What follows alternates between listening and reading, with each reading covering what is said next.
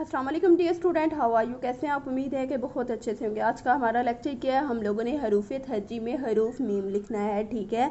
Tracing में भी और फ्री हैंड राइट में। साथ में हमारे से मीम से क्या बनता है, मछली, ठीक है। और साथ में हम लोगों ने क्या किया हुआ है, इस वर्कशीट में मछली की पिक्चर लगाई हुई है। हमारे होम टास्क की है वर्कशीट, ठीक है। अब हम लोगों ने इस वर्कशीट में मीम से मछली क्यों बनाया, ताकि बच्चों को पहचान हो कि मीम से क्या बनता है, मछली, और मछली होती कैसी है, उसकी शक्ल कैसी होती है, ठीक है। हम लोग राइट करते हैं सबसे पहले मीम, ठीक है।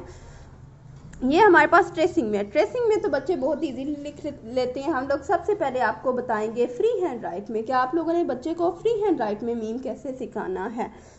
सबसे पहले आप लोगों ने बच्चे को 2 डॉट लगा के देने हैं, ठीक है, स्लीपिंग लाइन के। इसके नीचे 1 डॉट लगा के देना है स्टैंडिंग लाइन का, ठीक है। मीम राइट करने के लिए कितने डॉट लगा के देने हैं, 3 डॉट, 2 स्लीपिंग लाइन के और 1 स्टैंडिंग लाइन का। सबसे पहले उनसे कहना है बेटा 1 स्लीपिंग लाइन बनाएं और नीचे 1 स्टैंडिंग लाइन बनाएं, ठीक है। थर्ड स्टेप में क्या करें, इसके ऊपर एक छोटा सा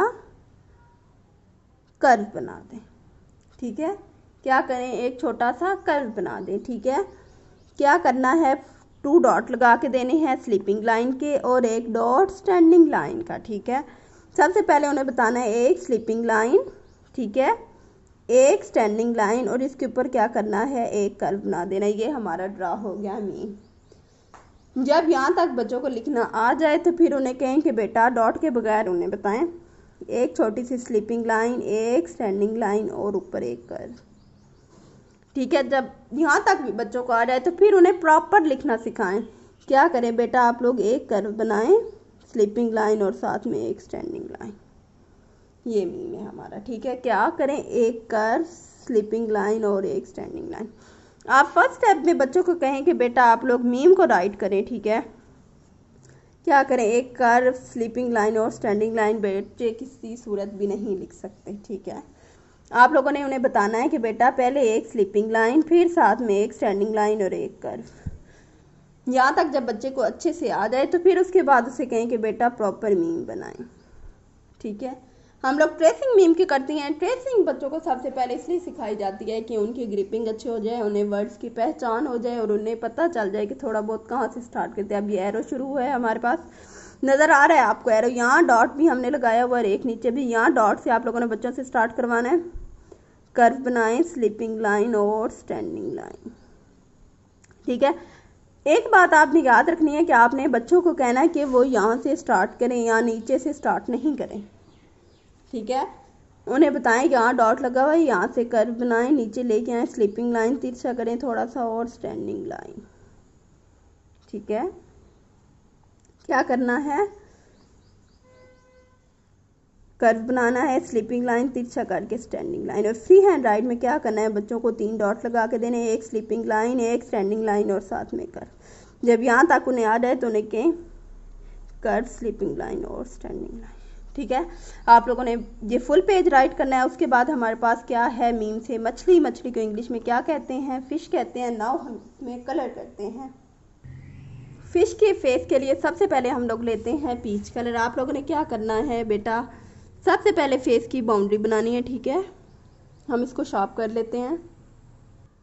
सबसे पहले बेटा आप लोगों ने क्या करना है, फिश की फेस की हल्की सी बाउंड्री बनानी है ताकि जो हमारे कलर हैं वो बाहर ना निकले पाए, ठीक है। जब हम लोग क्लास में भी कलर करते हैं तो क्या करते हैं, सबसे पहले बच्चों को सिखाते हैं कि आप इसकी फेस की लाइट सी बाउंड्री बनाएं, ठीक है। फिर क्या करें, इसके फेस में कंप्लीट कलर करें। आप लोगों ने एक साइड से कलर स्टार्ट करने हैं, ठीक है। अगर आप लोग इस तरह कलर कर रहे हैं तो आप लोगों ने इसी सीक्वेंस में करने हैं। अगर आप लोगों ने इस तरह स्टार्ट लिया तो इस तरह करने हैं, ठीक है। कलर का रुख चेंज नहीं करना। हमारे फिश के फेस में हो गए कलर कंप्लीट। और कुछ कुछ हमें ये जगह खाली नज़र आ रही है इसके स्ट्रोक्स, तो उसके लिए हम लोग क्या करते हैं, कॉटन बड्स का यूज़ करते हैं ताकि जो हमारी कलरिंग है वो स्मूथ हो जाए और जो हमें स्ट्रोक्स नज़र आ रहे हैं वो क्या हो, आपस में मिक्स हो जाए और कलरिंग क्या हो, हमारी सेम हो जाए। फेस के बाद अब हम लोग लेते हैं रेड कलर, ठीक है। सबसे पहले क्या करना है, इसकी बाउंड्री बनानी है, फिर इसके मिड में कलर करना है। बाउंड्री हम लोग क्यों बनाते हैं, ताकि जो हमारे कलर होते हैं वो बाहर ना जाएं। बाउंड्री ऑलमोस्ट हो गई कंप्लीट।